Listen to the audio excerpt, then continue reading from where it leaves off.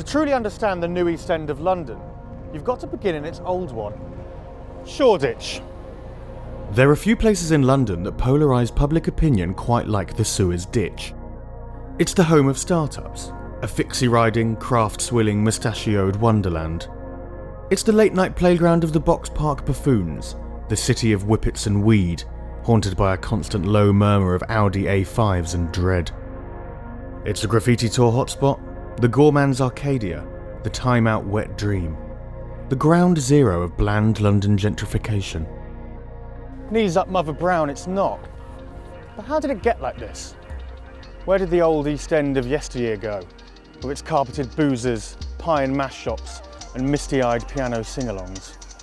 My name's Jimmy Mack, and welcome to Dead Pubs.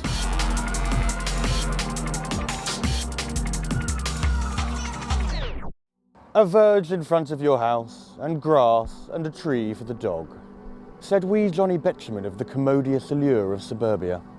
And by the 1920s, with slum housing cramped and the smog of industry making life miserable, thousands of EastEnders began to flock to purpose-built estates like here in Beacon Tree, lured by the promise of a prim privet-hedged front garden, wide-open skylines, and the miracles of an indoor bog. Beacon Tree, or Beacon Tree if you're that way inclined, was initially built to house 120,000 residents.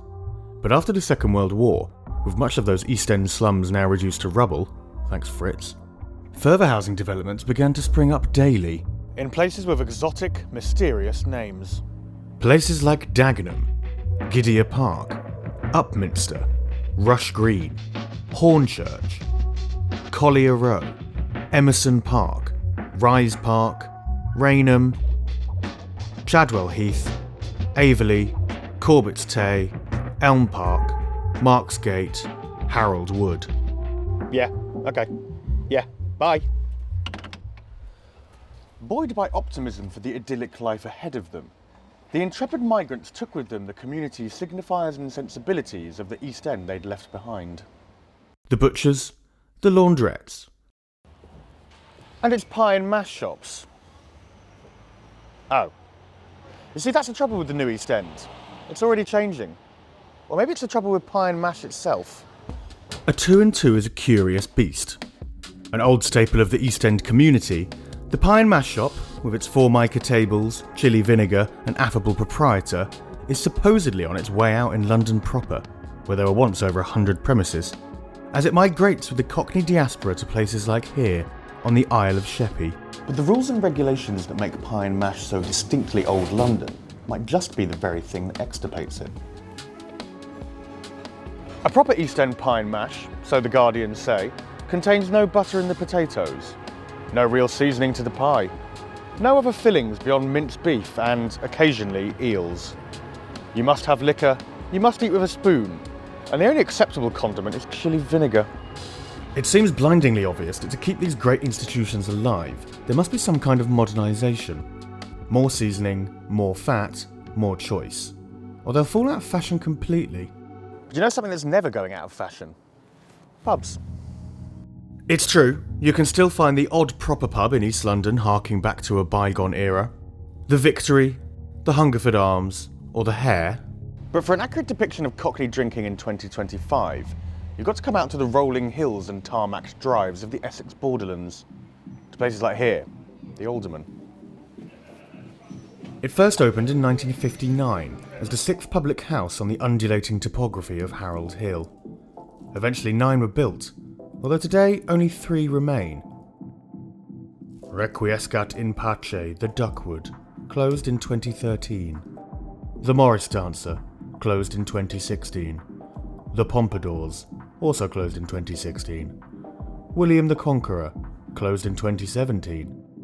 The Bow and Arrow, last to be built in 1964, but first to be demolished in 1997. Happily, the Alderman still stands stoic. Well, for now. You see, in February of 2025, the deadbeats and dilettantes at Havering Borough Council approved plans to pulverise the pub and build 138 homes in its place as part of the second phase of the Harold Hill regeneration scheme. Quite why anyone would want to get rid of this beautiful boozer is beyond me. Part Alemannic chalet, part 70s time warp. the pub's a vital third space for the 11,457 residents of Harold Hill East Ward. A place in which to celebrate, to commiserate, and if you're really lucky on a Friday night, consummate. These cheerful, easygoing community spaces are exactly what pubs are supposed to be, and were back in Big Cockney's mid-century heyday. But the imminent closure of the Alderman means that the pint men and women of RM3 will have to hot step it over a mile to the nearest public house, the Saxon King. The first purpose-built grog hole in Harold Hill, the Saxon King is very much your archetypal post-war public house. The type of handsome, stoic establishment for which the term battle cruiser was thoughtfully coined.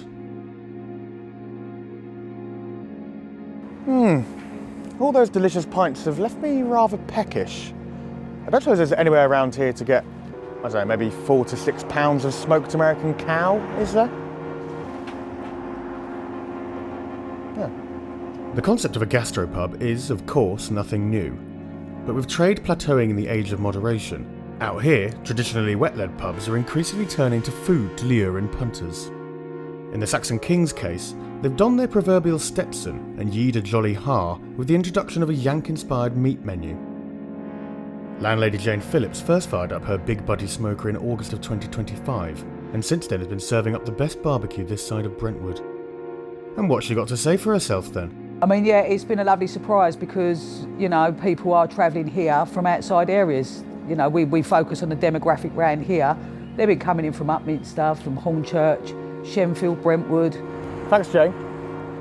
So with the Alderman closing, the Saxon King reluctantly accepts the crown of the last pub this side of the A12.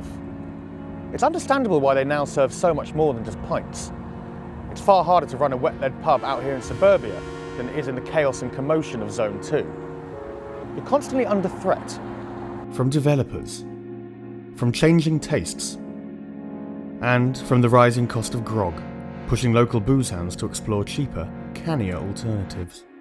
When a pub like the Pompadour shuts, with it goes not just a place to get pissed in, but also a vital lifeline for the elderly, the disabled, the lonely. Where do these people go when their pubs shut down? Woof. If Harold Hill is the New East End's paradisal slice of suburbia, then Romford is its bustling, urgent metropolis.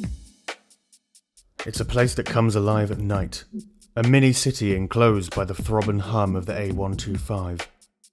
It was Romford where the sound of the capital, UK Garage, found its spiritual home, with long-forgotten clubs like Vivid and Elite, Time and Envy, and Hollywood's hosting bacchanalian evenings of two-step and 4x4 around the turn of the century.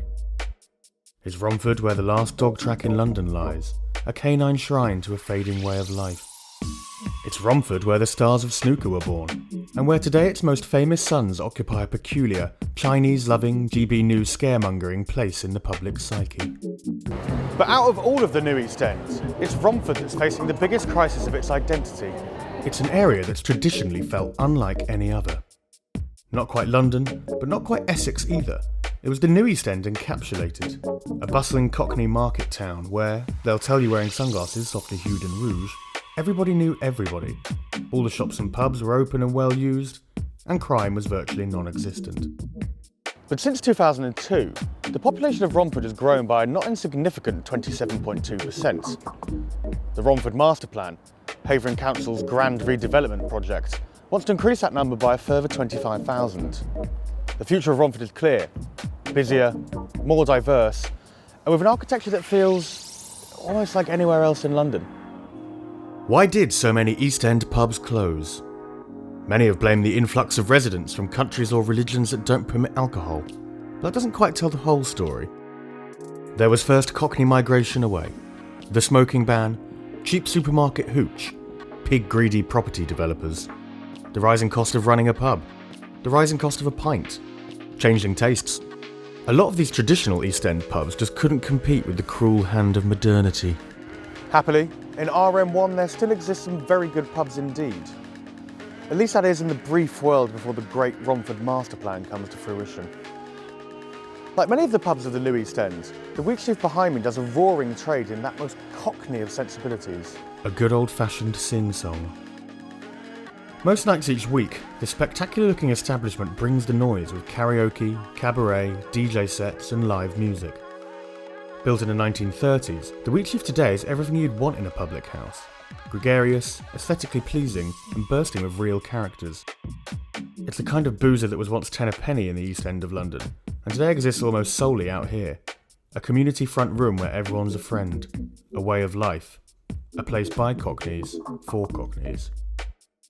In a world where identity is so nuanced, heritage so mixed and multicultural, Cockney has felt fixed and firm, even if they have ended up at London's fringes. But all across the capital, the bland trappings of modernity permeate, as prices rise higher than the glass and steel monotony of the city. How long will it be before Romford and Harold Hill become just as homogenous as everywhere else inside the M25? But, for now, the last pubs of the New East End still sing on, dens of debauchery, and some of the last places in London where there's still a bit of magic.